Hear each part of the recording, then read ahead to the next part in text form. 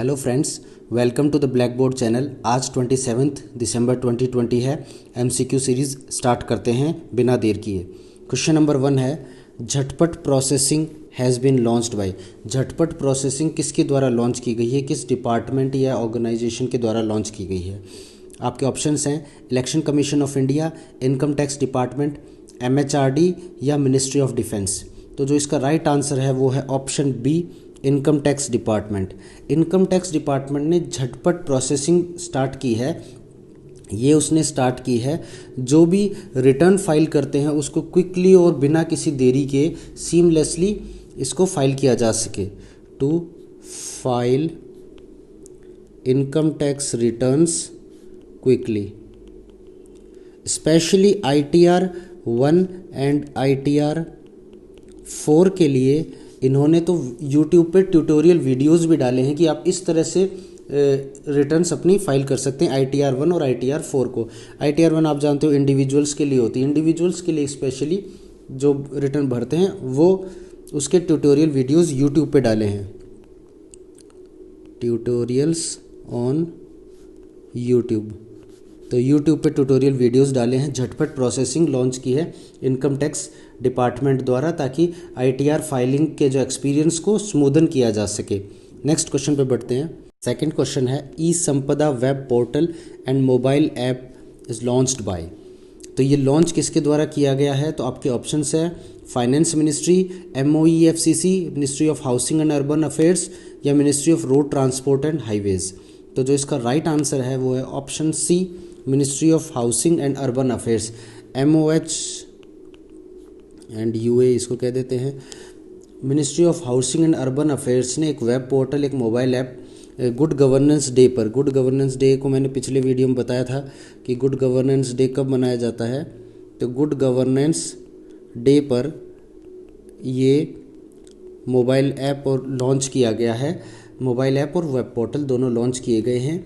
इसमें क्या होगा कि जो अकोमोडेशन या रेजिडेंशियल अकोमोडेशन उससे रिलेटेड जो सर्विसेज हैं, चाहे वो अलॉटमेंट ऑफ हाउस हो या कोई फेस्टिवल्स के लिए किसी एक वेन्यू को बुक करना हो, इस तरह के जो गवर्नमेंट अकोमोडेशंस है उनकी बुकिंग इस ऐप के थ्रू हो सकती है। इसके अलावा कोई कंप्लेंट लॉन्च करना है या कोई डॉक्यूमेंट सबमिट करना है या अपलोड करना है, वो भी इसी ऐप के थ्रू किया जा सकता है। तो मैं एक शॉर्ट में इसका लिख देता हूँ, for single window clearance for all services including allotment of residence. ठीक है।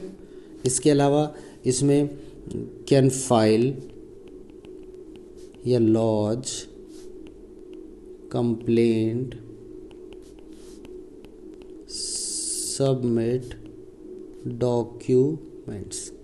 तो आप डॉक्यूमेंट सबमिट कर सकते हो, कोई कंप्लेंट फाइल करनी है वो कर सकते हो। रेजिडेंशियल बुकिंग इस वेब पोर्टल के थ्रू होगी। इस पोर्टल का नाम है ई संपदा। इसको लॉन्च किया है ministry of housing and urban affairs द्वारा। थर्ड क्वेश्चन पे बढ़ते हैं। India's first hot air balloon safari has been launched by. आप ये जानते होंगे कि हॉट एयर बैलून की राइड्स तो पहले से अवेलेबल है, लेकिन hot air balloon safari, safari यानी कि किसी जंगल में हम जो एडवेंचर करते हैं उससे रिलेटेड वर्ड है।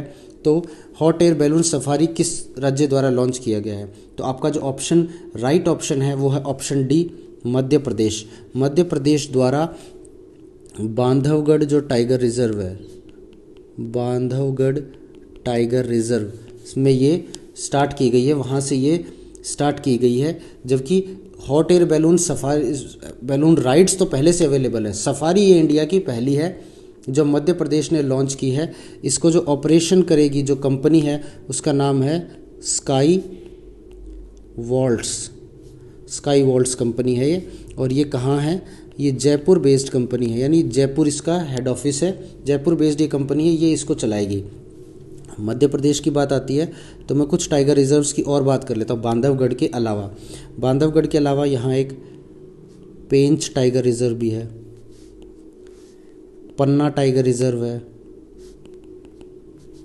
इसके अलावा यहाँ कान्हा टाइगर रिजर्व है और कान्हा नेशनल पार्क भी है। कान्हा नेशनल पार्क भी है, कान्हा टाइगर रिजर्व है, पेंच टाइगर रिजर्व है, पन्ना टाइगर रिजर्व है, बांधवगढ़ टाइगर रिजर्व है। बांधवगढ़ टाइगर रिजर्व में hot air balloon safari start की गई है और ये सारे टाइगर रिजर्व जो मैंने अभी बताए ये मध्य प्रदेश में हैं। नेक्स्ट क्वेश्चन पे बढ़ते हैं। Question number 4, which state has launched PR insight web portal. PR insight web portal या और मोबाइल ऐप किस राज्य द्वारा स्टार्ट किया गया है? तो आपको जो राइट आंसर है वो है ऑप्शन सी, पंजाब। पंजाब द्वारा ये स्टार्ट किया गया है। इसका मेन एम है जो सर्विस डिलीवरी होती है या गवर्नमेंट जो हमें सुविधाएं देती है उसका जो सिटीज़न सेंट्रिक सर्विसेज हैं उनकी डिलीवरी को और अच्छा किया जा सके और गवर्नमेंट जो जनता है उसी से फीडबैक लेकर इन सर्विसेज को इम्प्रूव किया जा सके। To improve delivery of citizen centric services.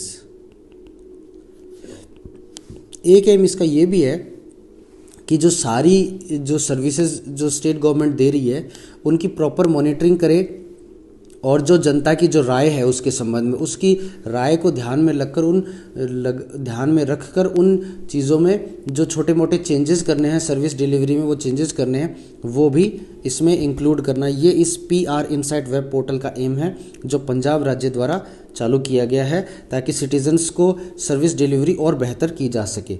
अगले क्वेश्चन पे चलते हैं। क्वेश्चन है, recently Shri Shamsur Rahman Faruqi passed away. इनका निधन हो गया है। ही वॉज रिलेटेड टू, वो किस से संबंधित थे? ऑप्शंस हैं पोएट्री, जर्नलिज्म, फिल्म डायरेक्शन या हिस्टोरियन थे। तो जो राइट आंसर है वो है ऑप्शन ए, पोएट्री। ये पोएट्री से संबंधित थे। इनकी एक रचना थी शेर-ए शोर अंगेज़। शेर-ए शोर अंगेज़ इनकी एक रचना थी। ये रचना किस चीज़ से रिलेटेड थी? 18वीं शताब्दी में एक कवि हुए थे मीर ताकी मीर से रिलेटेड स्टडी से रिलेटेड 4 वॉल्यूम हैं शेर-ए शोर अंगेज़ में। तो इस रचना के लिए इन्हें सरस्वती सम्मान दिया गया। सरस्वती सम्मान से नवाजा गया जो 1996 में इन्हें दिया गया। इसके अलावा इनको पद्म श्री भी दिया जा चुका है 2009 में। पद्म श्री से भी ये नवाजे गए हैं 2009 में। तो श्री शमसुर रहमान फारूकी का निधन हुआ है हाल ही में, जो कवि रहे हैं और क्रिटिक भी रहे हैं और पोएट्री से रिलेटेड थे। इनकी एक रचना थी शेर-ए शोर अंगेज़ जिसके लिए इन्हें सरस्वती सम्मान दिया गया 1996 में।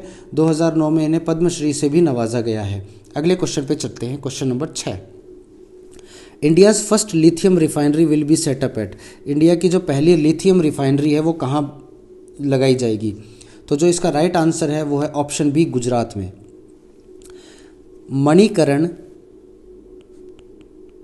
मणिकरण पावर लिमिटेड एक फेमस कंपनी है जो पावर और रिन्यूएबल एनर्जी की कंपनी जो लार्जेस्ट है, one of the largest companies में से एक है।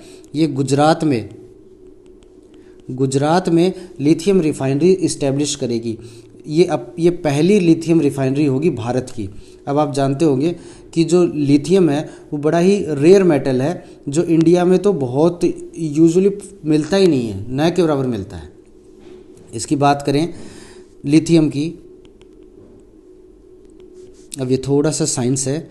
इसका एटॉमिक नंबर जो है वो होता है 3 लिथियम का।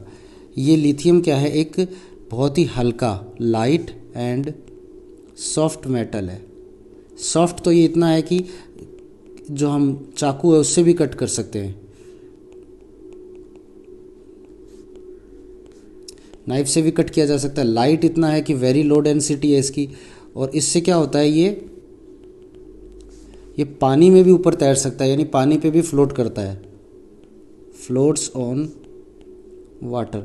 साथ ही ये हाईली रिएक्टिव मेटल है यानी एयर और वाटर के संपर्क में आने पे रिएक्शन करता है। इसका यूज़ की मैं बात करूं तो आप जानते होंगे तो लिथियम आयन बैटरीज़ है, तो बैटरीज़ में लिथियम का बहुत यूज़ होता है, जो मोबाइल में बैटरीज लग रही है। उसके अलावा एयरक्राफ्ट में लिथियम का यूज़ होता है। इसका यूज़ बैटरीज और एयरक्राफ्ट में होता है, मैंने आपको बता दिया। नेक्स्ट क्वेश्चन पे चलते हैं। 10th क्वेश्चन है, which bank topped among the 100 BFSI companies in the country. जो राइट आंसर है वो है आपका option B, HDFC। HDFC bank ने इसमें टॉप किया है। तो पहले तो BFSI की फुल फॉर्म देख लेते हैं। इसकी जो फुल फॉर्म है, banking financial services and insurance. Banking financial services and insurance इसकी फुल फॉर्म है। ये जो एक रिपोर्ट है, रिपोर्ट जारी जो है वो है BFSI मूवर्स एंड शेकर्स 2020। ये एक रिपोर्ट है, ये जारी की जाती है बाई विजिकी। विजिकी इसको जारी करता है, विजिकी इसको जारी करता है। इसमें HDFC बैंक ने टॉप किया है। HDFC बैंक के टॉप करने के रीजंस जो हैं वो है customer service, monetary management,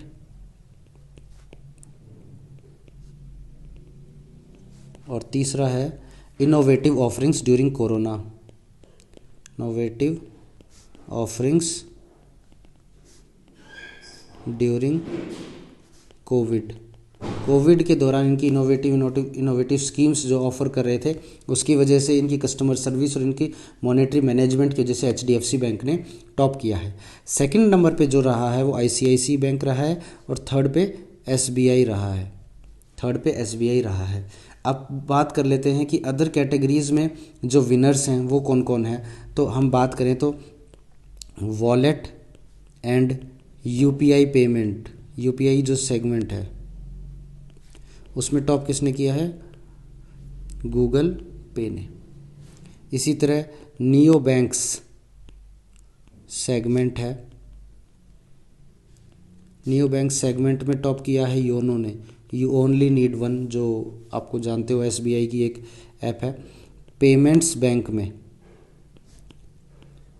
bank category में टॉप किया है एयरटेल पेमेंट्स बैंक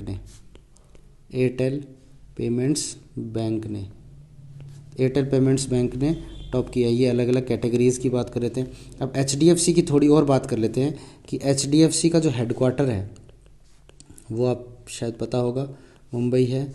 इसके जो MD एंड CEO हैं वो हैं शशिधर जगदीशन।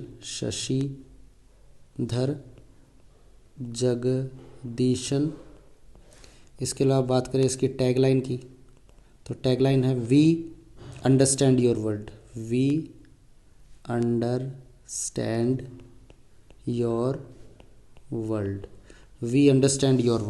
तो हेडक्वार्टर मुंबई में, MD CEO जो हैं शशिधर जगदीशन है। टैगलाइन है वी अंडरस्टैंड योर वर्ल्ड। इसके अलावा HDFC ने 100 BFSI companies banking financial services insurance में कैटेगरी में टॉप किया है। सेकंड पे ICICI और थर्ड पे SBI रहा है। BFSI जो है BFSI movers and shakers 2020 report के तहत जो जारी करता है विजिकी रिपोर्ट के तहत HDFC ने टॉप किया है। इसने 3 सर्विसेज में टॉप किया है, कस्टमर सर्विस में, मॉनेटरी मैनेजमेंट में और innovative offerings during corona period. इसकी वजह से इसने टॉप किया है। और दूसरी कैटेगरी में मैंने बताया वॉलेट और UPI सेगमेंट में गूगल पे ने टॉप किया है, नियो बैंक्स सेगमेंट में योनो ने, और पेमेंट्स बैंक में एयरटेल पेमेंट्स बैंक ने टॉप किया है। नेक्स्ट क्वेश्चन पे बढ़ते हैं। Question number 8, which company has won the prestigious CII-ITC sustainability award. CII-ITC sustainability award किस कंपनी ने जीता है। ऑप्शंस हैं NTPC, Reliance industries, ONGC, PGCIL। तो जो इसका राइट आंसर है वो है NTPC आप जानते हो एक PSU कंपनी है। इसकी फुल फॉर्म आपको शायद पता भी होगी, नेशनल थर्मल पावर कॉरपोरेशन।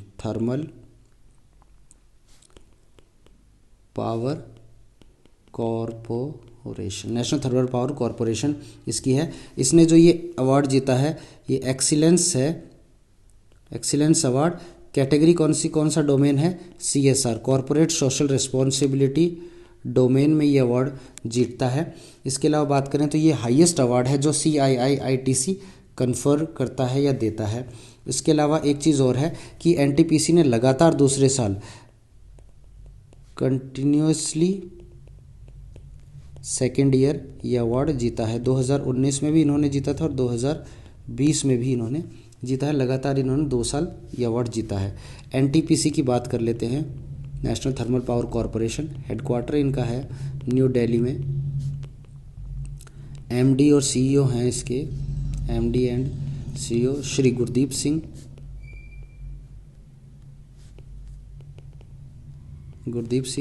ये 1975 में ये कंपनी या पीएसयू फाउंड हुई थी। ठीक है। CIITC सस्टेनेबिलिटी अवार्ड 2020 एनटीपीसी ने जीता है और ये लगातार दूसरे वर्ष इन्होंने जीता है। CSR डोमेन में ये अवार्ड इन्होंने जीता है। आगे चलते हैं नेक्स्ट क्वेश्चन पे। 6th state to successfully undertake the ease of doing business reforms. Ease of doing business reforms को सक्सेसफुली इम्प्लीमेंट करने वाला छठा राज्य कौन सा बना है? तो जो राइट आंसर है वो है ऑप्शन डी, राजस्थान। राजस्थान छठा राज्य बना है इसको सक्सेसफुली इम्प्लीमेंट करने वाला। ये जो ease of doing business reforms है ये तय किसने किए थे? तो इसके जो मानक है या फिर कौन सी चीज़ें हैं वो स्टिपुलेट की गई थी फाइनेंस मिनिस्ट्री द्वारा, वित्त मंत्रालय द्वारा। पहली चीज़।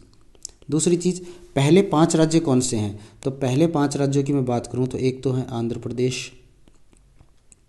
आंध्र प्रदेश, तमिलनाडु, मध्य प्रदेश, कर्नाटका, इसके अलावा तेलंगाना। तो आंध्र प्रदेश, तेलंगाना, तमिलनाडु, मध्य प्रदेश, कर्नाटका वो 5 राज्य हैं जिन्होंने पहले ही इसको इम्प्लीमेंट कर दिया है। Ease of doing business reforms को इम्प्लीमेंट करने का बेनिफिट ये होगा, इसका जो बेनिफिट है वो ये होगा कि अभी कोरोना की वजह से सारे स्टेट्स की जो फाइनेंशियल कैपेसिटी है वो बड़ी खस्ता हाल चल रही है, आप जानते होंगे। तो इस वजह से मार्केट से ये कुछ उधार ले सके, इसके लिए ये रिफॉर्म्स इनको लाने ज़रूरी थे। अब राजस्थान राज्य भी एबल होगा जो ओपन मार्केट से बोरोइंग्स करने के लिए एडिशनल फंड मोबिलाइज करने के लिए। Eligible to mobilise additional funds from open market borrowings. Open market borrowing से एडिशनल फंड्स भी ये मोबिलाइज कर सकेगा राजस्थान राज्य। ये छठा राज्य बना ease of doing business reforms को इम्प्लीमेंट करने वाला। इससे पहले 5 राज्य मैंने आपको बता दिया, आंध्र प्रदेश, तेलंगाना, तमिलनाडु, मध्य प्रदेश और कर्नाटका हैं। नेक्स्ट क्वेश्चन पे बढ़ते हैं, क्वेश्चन नंबर 10 जो आज का लास्ट क्वेश्चन है।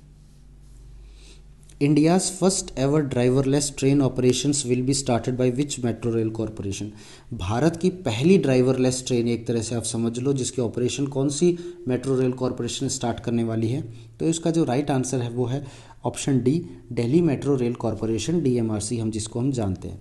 DMRC की जो मैजेंटा लाइन है, अलग अलग लाइन से कलर के हिसाब से जो रूट पे चलती हैं, तो उसमें जो मैजेंटा लाइन है जो कि जनकपुरी वेस्ट से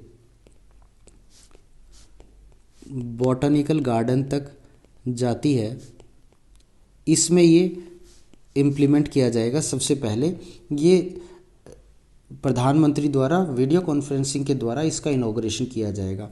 अब ये फुल्ली ऑटोमेटिक ट्रेन होगी, तो train will be fully automatic.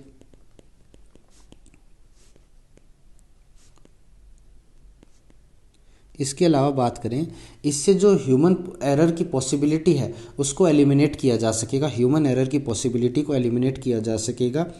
और 2021 के मिड में और भी जो लाइंस हैं DMRC की, दिल्ली मेट्रो की, उन पे भी ये इम्प्लीमेंट करना शुरू कर दिया जाएगा। शुरुआत की गई है मैजेंटा लाइन से, Janakpuri west to botanical garden.